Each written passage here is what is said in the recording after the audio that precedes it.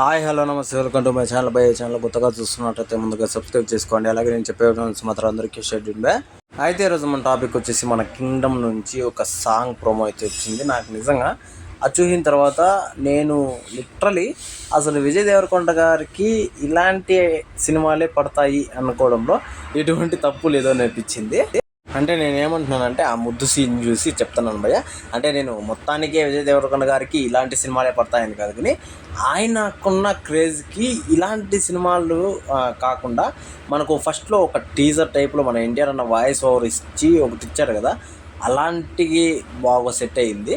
నాకెందుకో మళ్ళీ ఆయన ముద్దులు పెడుతూ ఇట్లా చేస్తే ఏదో రొటీన్గానే అనిపించింది, కానీ ఇంకా వేరే ఏమీ అనిపించలేదు భయ్య. నాకు తెలిసి ఇప్పుడు ఈ జనరేషన్లో నాకు తెలిసినంత వరకు మన విజయ్ దేవరకొండ గారికి ఉన్న క్రేజ్ ఎలాంటిది అంటే ఇంచుమించు మన పవన్ కళ్యాణ్ గారే అని చెప్పొచ్చు. నెక్స్ట్ పవన్ కళ్యాణ్ గారు అని కూడా చెప్పొచ్చు భయ్య మన విజయ్ అన్న.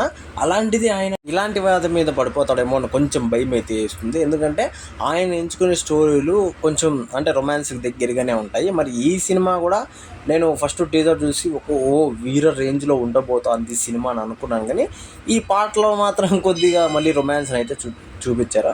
అయితే కొద్దిగా చూపించారు, మరి సినిమాలో ఏ రకంగా అవుతుందో మనకు తెలియదు. కానీ ఈ పాట ఫుల్ సాంగ్ అయితే ఇంకా రేపైతే వదలబోతున్నారు భయ్య. మొత్తానికి నేను ఏమంటున్నానంటే విజయ్ అన్న ఒక రేంజ్ సినిమాలు తీసేవచ్చు. ఆయనకున్న క్రేజ్కి అసలు పాన్ ఇండియా కంటే ఇంకా ఎక్కువే తీయచ్చు భయ్య, దాంట్లో ఎటువంటి డౌట్ లేదు. కొంచెం ఇలాంటి రొమాన్స్ సీన్ కొంచెంగా తగ్గిస్తే బాగుంటుంది. అంటే ఆయన తప్పేం లేదు, వాళ్ళు డైరెక్టర్స్ ఎలా చెప్తే అలా చేస్తారు కాబట్టి అది అక్కడ వేరే విషయము. అయితే ఈ సాంగ్లో నాకైతే సూపర్ అనే అనిపించింది. ఆయన లుక్ కానీ నాకు వేరే లెవెల్లోనే అనిపించింది. మరి రేపు వదలబోయే దాంట్లో ఇంకెలా ఉండబోతుందో అని చెప్పేసి కొంచెం ఎక్సైట్మెంట్గానే ఉన్నాను, కొంచెం భయంగానే ఉన్నాను. అయితే ఈ విషయం మీద మీరేమనుకున్నారు కింద కామెంట్లో తెలియజేసేయండి. మర్చిపోకుండా తప్పకుండా ఇచ్చేసి